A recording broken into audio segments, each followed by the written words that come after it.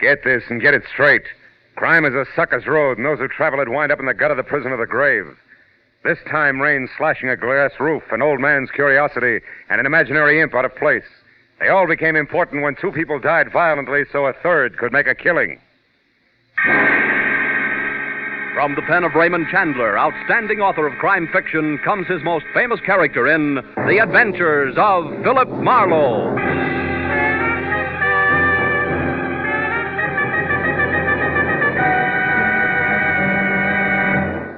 Now, with Gerlad Mohr, starred as Philip Marlowe, we bring you tonight's exciting story, The Fatted Calf.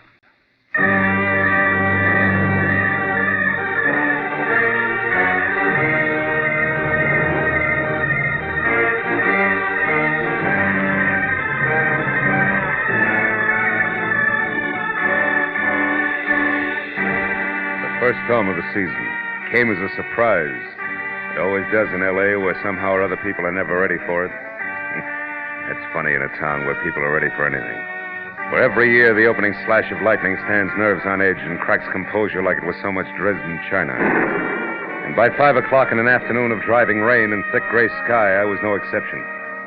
I wasn't helped any by the arrival of a special delivery letter. A $100 bill enclosed which dragged me out of my suddenly cozy office, into my car and over to Studio City in the San Fernando Valley, where, according to the letter, Junius Poppy, the veteran cartoonist and creator of the impish Peter Pageant comic strip, wanted to see me at once. But as I wound up the spiral of macadam called Sunswept Drive toward number 3840, I forgot about the storm around me and wondered instead about the man I was going to meet. Wondered just how many parts Pixie, the originator of a half-leprechaun, half-very funny human being who tickled the nation's satiric funny bone daily from coast to coast was going to be. And when I was parked in front of the place, which was a few million raindrops bouncing off a roof that was all glass, out of my car and going to the front door, I had made up my mind. Junius Poppy had to be small, slight, delicate, and maybe self-effacing, but certainly pleasant. Mr. Marlowe? How wrong can I be? Huh? Mr. Poppy. Yes, of course. Come in. You're getting wet. Follow me. But don't touch anything. You're soaked. Junius Poppy was tall, heavy-set, gruff, and a crab. I dripped little puddles of water behind him through a long hall into a studio, which was a half a dozen easels under twice as many fluorescent lights, and a litter of Peter Pageant drawings everywhere. Then, while Mr. Poppy did not offer me drink, cigarette, or even chair, I became resourceful. I took off my own coat, dropped it in a corner where it sloshed into a disgruntled heap, and I defiantly lit a cigarette and started to... Please, I despise tobacco. Oh, excuse me. Now, first, Mr. Marlowe, a few facts. I've been drawing Peter Pageant for 27 years, but unlike most of the syndicated cartoonists, I employ no staff. We use no material, allow nothing to be published that I haven't created personally, down to the last stroke of the pen. However, I do have an assistant who serves two purposes. One, he inks in the balloon. What? The circle is where the words go. Oh. And two, and more important, he watches me work daily so that when I'm gone, yes, even cartoonists die, you know, Peter Pageant will continue uninterrupted. My assistant is named Sid Kagan, and he, to be more exact, his wife, Louise, is the reason I'm hiring you. Twice I opened my mouth to ask a question, but twice he waved the question aside. So liking him less by the minute, I listened to him tell me what for the past week Kagan had been. First preoccupied, then upset, and finally rebellious. Poppy, a bachelor who didn't want to lose a good man because of anything as trivial as a marital problem, had investigated and learned that Louise Kagan had spent a week in San Francisco recently. But he hadn't learned any more because an appointment he had made with her to talk it all over, since the sleuthing was not subtle, hadn't quite come off. Yesterday, Marlowe. We were to meet at a cocktail lounge. I was early, and so I saw her come in and sit down. She's the type of tall brunette you don't miss. I was about to start toward her when she suddenly leaped from her table and hurried out of the place. For no reason? Please don't interrupt me, Marlowe. Of course she had a reason. She was frightened at the sight of a man approaching her. He was very ugly. Patent leather hair, sallow complexion, eyes that belonged to a hawk. He followed her out, but she got away from him. And then he disappeared, too. And Louise hasn't called you since to explain? Until late last night, no. And then she apologized and lied about why she didn't show up. Forgot, she said. Casual-like, huh? Overly casual-like, Mr. Manor. Please don't touch those drawings. Oh, I'm sorry. Yes, now. We made another appointment for 6:30 tonight at a different place. An artist hangout called the Talisman on Lancashire. This time, Marlowe, I want you to go in my place.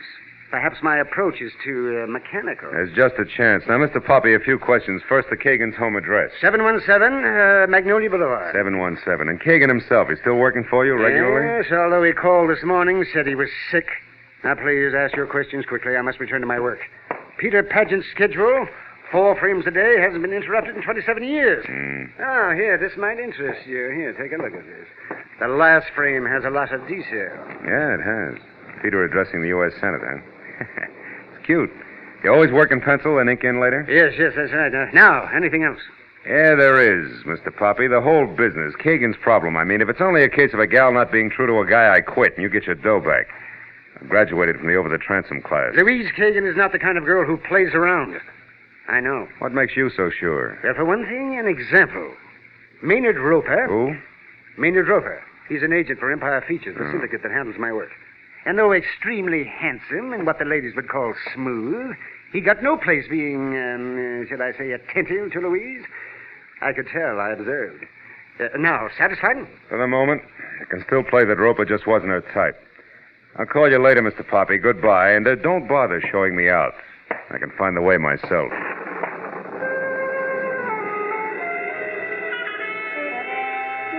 Impulse number 1 said nuts to the funny on paper only, Mr. Poppy. But impulse number 2 said, quiet, Marlowe. It's the storm that's making you jumpy, and there's a $100 bill in your pocket. So I got into my car and drove the 1.5 miles to 717 Magnolia Boulevard, where I figured I'd look over the Kagan home grounds before it was time for me to show at the talisman. As I drove past the place, I saw there was a light in the living room. And a woman, brunette and attractive, who was no doubt the lady of the house, paging through a magazine. And things stayed like that each time I came around the block. But 20 minutes later, when I parked in front of a nearby corner drugstore to get cigarettes, I forgot the lady of the house because getting out of a parked car in front of me was a man with sallow complexion and eyes borrowed from a hawk, easily seen by the rain-splashed light from the display windows. And when he hurried inside into a phone booth, I saw the patent leather hair Mr. Poppy had already described. When he got his call through and turned his back to the street, I moved quickly to his car, opened the front door, struck a match, and read the name and address on the owner's card strapped around the steering wheel. It was Bert Slack, 200 Central Avenue, San Francisco, California. The city in which Louise Kagan had recently chosen to spend a week. The clock on the dashboard reminded me it was 6:15 and time to head for my rendezvous with the talisman. But a little voice deep inside said Mr. Bert Slack shouldn't. So, for what it was worth, I reached under the dashboard and yanked the ignition wire. And I got back into my car, hoping to gain 10 minutes, and headed toward the club on Lancashire Boulevard.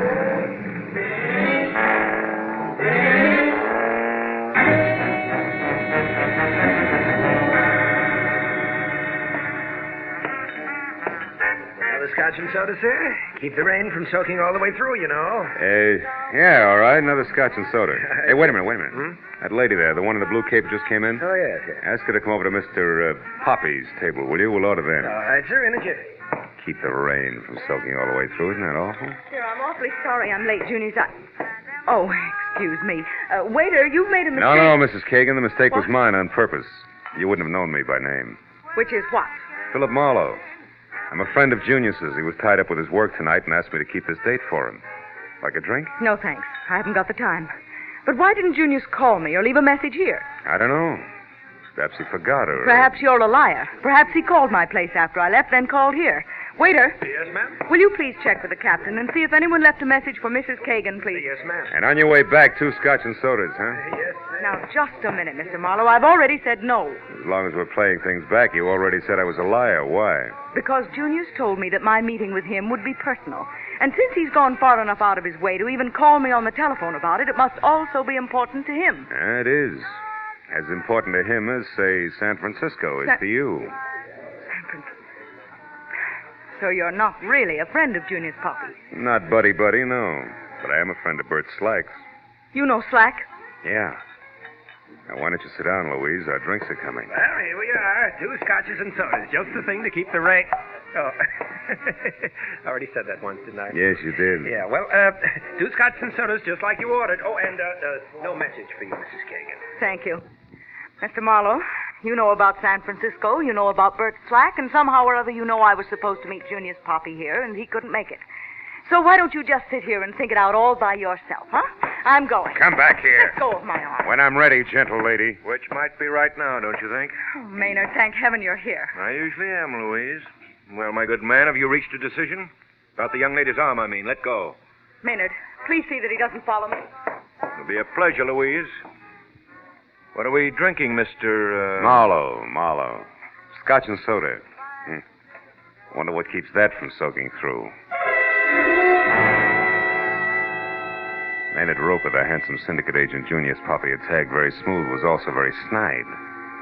When he slid into the booth next to me and we each had a fresh drink while Louise Kagan put distance between us, I knew that the urge I had to punch him in his finely chiseled Grecian nose could not be blamed on the stormy weather. It would be just as much fun on a sunny day. A couple of minutes later, when he got up, flashed, glistening uppers and lowers at me, and started to leave with a worse than snide, "Bye-bye, boy." I had to hold on tight. Somewhere along the line, I slipped. "Hey, Roper, you forgot something." Oh? Well, what is it? This. Lothario. Also, you didn't thank me for your drink. It was rude of you. Bye-bye, boy.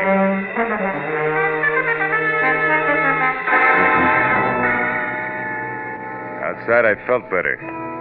As I walked around to the alley behind the club where I parked my car, I noticed that the rain that tightened up to a drizzle that was about ready to call it quits.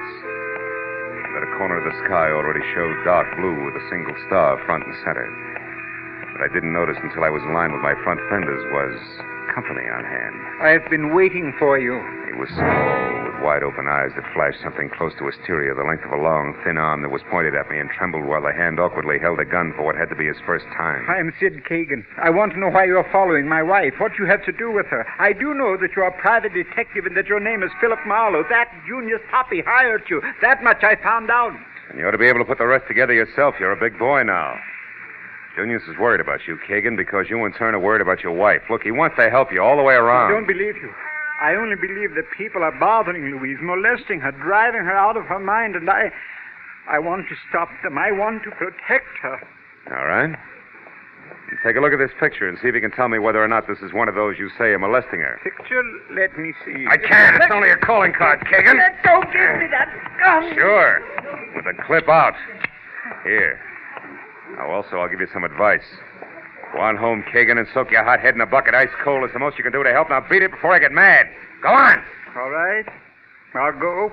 But remember, Marlowe, I'm still going to protect my wife. Yeah, I'll remember, Kagan. You jerk. Nothing as stupid as an amateur with a gun. Stand still, Marlowe. I'm no amateur. Oh, fine. I wouldn't bother looking under the hood, either. We're now even. One torn ignition wire deserves another, Well, Mr. Slack. You and that 38 been waiting long? Long enough. So you're a private detective, huh? Now that's interesting.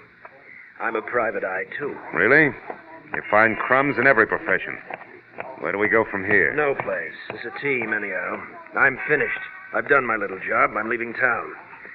The personal business that brought me here is over and done with. All's well. You'd be smart to look at it that way yourself, Jack. Yeah, brilliant. We'll go over big with my client, with her. What's the difference how it goes over with your client now? Why don't you read the papers? Meaning what? The latest edition. Here, catch. And read. Junior's puppy found. Out loud, Marlowe, please. Found dead in his Studio City home. Creator of Peter Pageant shot to death. Mm-hmm. Surprised, huh? Yeah, plenty. Well, that's too bad. But I guess you'll get over it. Why do you walk all the way down this alley without turning around? Now, go on. Move, Mr. Marlowe, as directed. Goodbye.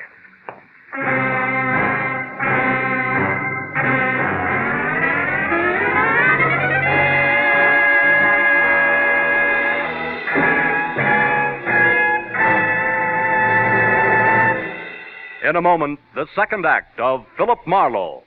But first, you'll say, where is the time gone? When you listen to Club 15, the great quarter-hour show of melody, song, and patter starring Dick Hames with the Andrews sisters, Evelyn Knight and the Modernaires. You'll like singing host Dick Hames. You'll like song stars Evelyn Knight and the Andrews sisters. In fact, you'll like everything about Club 15. Listen every weekday evening over most of these same CBS stations. Tune in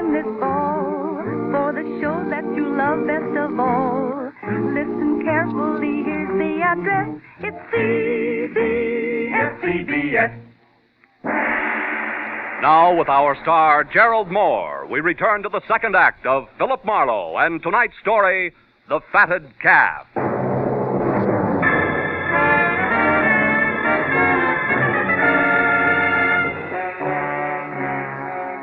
When the man named Slack with a code of ethics to match said walk, I walked. And by the time I'd taken 10 steps, I knew that he was already gone, so I went back to my car, cursed my way through a fast repair job on the wiring, and headed for my late client's studio again. When I got there, the usual messy routine of cameras, tape measures, and notebooks was still in progress, and I was about to go inside. But changed my mind when I saw Louise Kagan step blithely out the door and walk almost jauntily over the flagstones that led from the house to the parking area. Hey, Louise, wait! Oh, you again? Well, what do you want? Just one good, morbid reason why you're not making with tears over what's inside. I never lost any love in there. If I pretended I had, it wouldn't fool anybody for 5 minutes. Nobody liked Junius Poppy, and I was no exception. I'd go real easy with that kind of talk from now on if I were you. What's that crack supposed to mean? That not later than tomorrow morning, your husband, Sid, will take over Peter Pageant completely. So? So you struck gold, you're in, you got it made. Are you implying that I had something to do with Junius's death? Oh, I doubt that you pulled the trigger, baby, personally. But there's a good, solid connection, and I'm going to find it. Where's your husband? Inside with the police? No. I came here looking for him. He must be at home. Mm-hmm. How much do the cops know so far? Nothing except that Junius died between 2 and 3 hours ago. Look, why don't you trot in and ask them yourself, Quizmaster? I don't think they can help me. You see, I'm still interested in a big, ugly question mark all wrapped up with San Francisco. Look, Mr. And before I turn loose of it, I'll understand it, believe me. I'm going over to your place now to talk to Sid. Can I give you a lift? No, thank you. Suit yourself. I'll get there ahead of you, and I might find something you wouldn't want me to know about. All right. I'll ride with you. Let's go. Let's do that. Get in.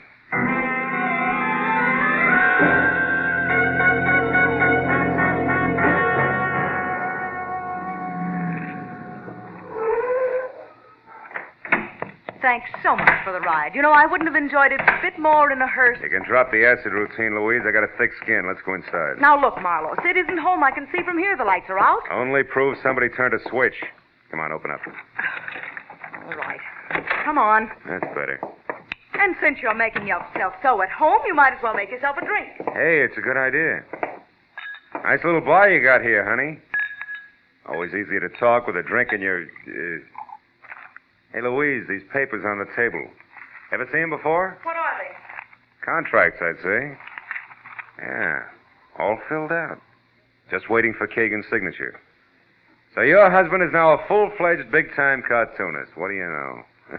Pretty fast work, huh? Just what do you... Creator of Peter Pageant's been dead not more than 3 hours, and already his successor's contracts are drawn up. No wonder Junius was bitter. Maynard Roper had those drawn up beforehand, just in case. Yeah, just in case somebody's patience ran out. Could be your husband's. I want to talk to him. You're out of your mind. He's been here, baby, and not long ago either. Here's his trench coat on the chair. What? Maybe he left again and maybe he didn't. Now, you take a look through the rest of the house, and if you find him, tell him to come on out. There's still time to talk. Well, go on. She gave me a glare that said she'd like to run my head through a garbage disposal unit and walk past me into the hall. As I held the trench coat, I saw an interesting smudge on the elbow of the right sleeve. It was an imprint of the little cartoon character, Peter Pageant, in the exact pose I'd seen earlier. Peter Pageant addressing the United States Senate. It could only mean one thing. The right sleeve of the coat I was holding had been jammed down into wet ink on Junius Poppy's drawing board shortly after I'd left his studio at night. I was still looking at the coat when Louise came back. She started to say something, but the doorbell interrupted and kept on interrupting, and finally, she walked over and answered it. It was Bert Slack, the man from San Francisco. His face, green and waxy, would have worn the same look if he'd been falling out of a 10-story window and knew he couldn't hold on. He gripped the door casing with both hands, like a slow-motion fireman sliding down a pole. Suddenly, he jerked up one hand and pointed at Louise. He turned his eyes at me and tried to speak. Then he took 5 sliding, stumbling steps into the room and pitched headlong to the floor. The handle of a knife, ringed by a patch of drying blood, stuck out of his back between his shoulder blades. Oh, Sid. Sid, you Sid. couldn't have... You think Sid did it? Why, Louise? What's the reason? No, I didn't mean that. Oh, get away, get out of here. Not yet. Slack was a chief private eye from San Francisco, and you just got back from there. What happened up there, Louise? Why do you think your husband had to kill this guy? No, I won't tell you. I don't know anything. Oh, leave me alone. Marlowe, get away from me. All right, get hold of yourself. You're hysterical. Now listen to me.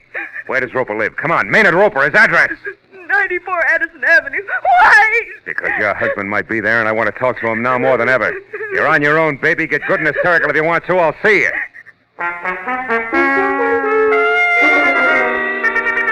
94 Addison Avenue was a shellac pine under ivy bungalow hiding behind 10 feet of manicured hedge and flanked by a small swimming pool that involved more chromium than water.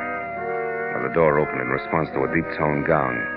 I saw several $1,000s worth of Chinese modern doodads behind the quilted silk smoking jacket wrapped around Maynard Roper, who first glared at helping have hated me and then changed his mind and smiled. Well, hello, Marlowe. You seen our hot-tempered Louise lately? Yeah, I just left her. She had the temper scared out of her when a guy died on a living room floor. How horrible. Yeah. This one had a knife in his back. He'd been carrying it for some time. Made it as far as Kagan's because he had something important to say, but he couldn't get it out. His name was Slack from San Francisco. Ever hear of him? Slack? Why, no. Hey, tell me, have you seen Sid Kagan recently? I mean, within the last hour? Yes, twice. Once when I took his new contracts to his place, and again when he came here to talk them over.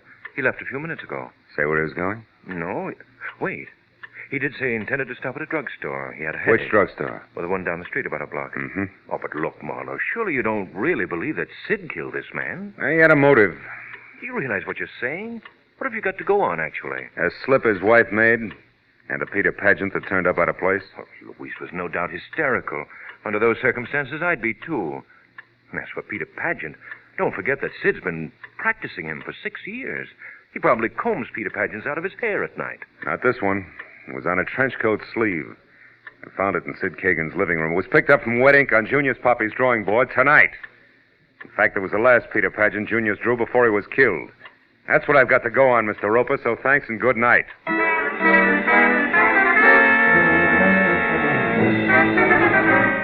I got in my car and drove fast till I found the drugstore and then pulled up across the street from the place and watched. A cab was waiting out in front. When the door opened in the store, I started to get out, but stopped again as Sid Kagan, the collar of his trench coat turned up high, and both hands thrust deep in his pocket, shouldered his way out. Got in a cab and drove away. I sat there for a few minutes until the crazy logic of the crazy pattern finally sank in. And I turned and drove back toward 94 Addison. A few houses down the street, I parked, got out, and after dropping my gun in my pocket, I left my hand curled around it and walked in past the chromium swimming pool up to the pine and ivy house and looked in. It was deserted. I turned and started for the gate again, but that was as far as I got. I'm not inside, Marlowe. I'm here behind you. Don't move. Automatic and all, huh? Didn't think you had nerve enough to stick here and wait for me, Roper. I had no choice. Raise them up slowly and don't turn around. I'll take your gun first. Okay. Now get inside. So it was your trench coat I found at Kagan's, huh? You forgot and left it there when you took the contracts over. Yes, and when you told me about it, I followed you. I saw you spot Kagan still wearing his coat at the drugstore, and I knew then that you'd come back here after me. Why? Stand still. Sure. You know, you might have gotten away with old Junius Poppy's murder because you were the only one with no motive, apparently. But you cluttered it up by killing your partner, Slack, too. Slack was stupid and loud-mouthed. He'd have double-crossed me or let the cat out of the bag the first time he got drunk. Blackmailers have to keep their secrets or they go out of business fast. With you, it's obvious that I have no choice. It's you or me. Yeah. You're a smart boy, Roper. How'd you manage to cut in on what Slack knew? He tried to find out from me whether Sid loved his wife enough to pay to keep her out of jail and how much he could demand and expect to get. I told you he was stupid. Believe me, chum, the idea of getting rid of Junior so Sid could get enough money to make blackmailing him worthwhile was quite a switch. But one a good agent might think of. Stand still. Don't try for anything on that table. Why not? What are you saving me for? More conversation? No. I just wanted to get my breath. I've had quite a day, remember? All right. Let's go now. Where? Out back to the garage. Go on. Just Marlowe! Baby, Louise!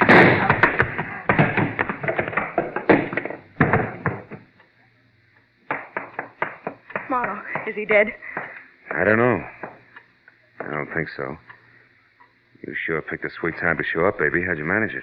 I was out there a long time listening. When I realized what was happening, I came in. Yeah. Save my thick skin or kill a blackmailer. Well, once I killed a man, unintentionally.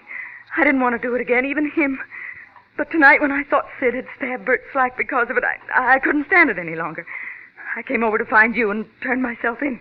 The big question mark on San Francisco? Oh, there was a brawl. I got mixed up in it. A man had a gun, and in the struggle it went off and killed him. I was scared silly. I ran away, but Slack had seen the whole thing.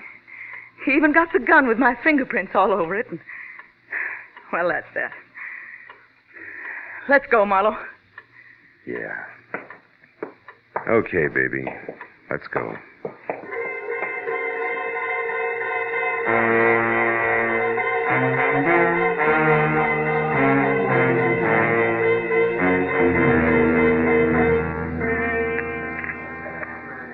Two refills, please. Okay. Better have some more, Sid. It's going to be a long night. Yes.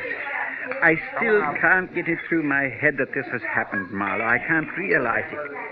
Slack saw that fight in San Francisco, got the gun with Louise's fingerprints on it, and came here to blackmail. That's right. He went to Roper for information on you, and Roper was smart enough to peg it and cut in. Killed Junior so you'd get more money by taking over the strip, and then... And then he and Slack began to fight between themselves, and Maynard killed him, too. Mm-hmm. How can there be people like that? Same way there can be rattlesnakes, black widow spiders, and cancer. Marlowe, what is going to happen to Louise? I don't know, Sid.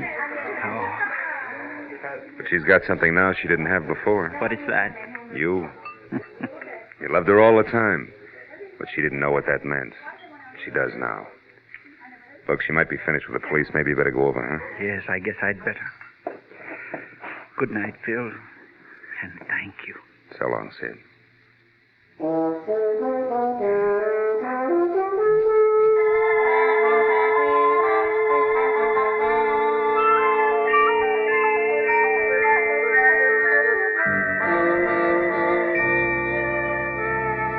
As he crossed the street and went into police headquarters, I turned back to my coffee and thought about Peter Pageant.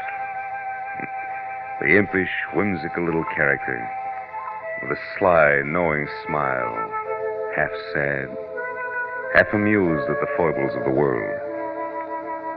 Yeah, the world seems more and more to be made of halves. Like that old song. How's it go? Sometimes I'm happy, sometimes I'm blue. Sudden storms and sudden calms. Maybe most of us are only half alive, huh? Take me, for instance. Half of me wants to go home and sit in front of a roaring fire with a drink and a good book. And the other half? Yeah, there's always that other half.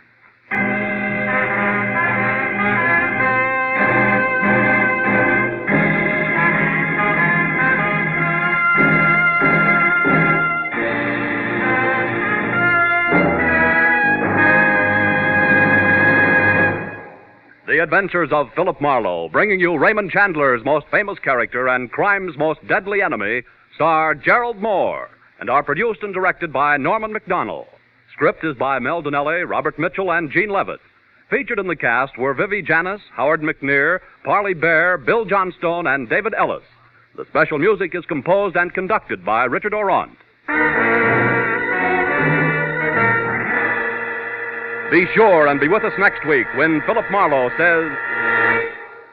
It started with a wreck and went from there to double murder over $75,000 worth of glitter that nobody got in the end. Because I found out just in time what was fishy about the tale of the mermaid.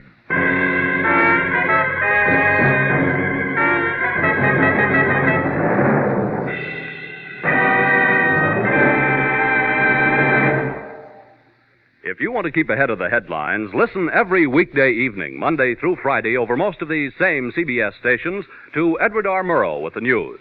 Mr. Murrow is radio's most distinguished reporter. His informal but informed manner of presenting the news has earned him more awards than any other newscaster on the air. This is Paul Masterson speaking. Now stay tuned for Gangbusters, which follows immediately over most of these same CBS stations. This is CBS, the Columbia Broadcasting System.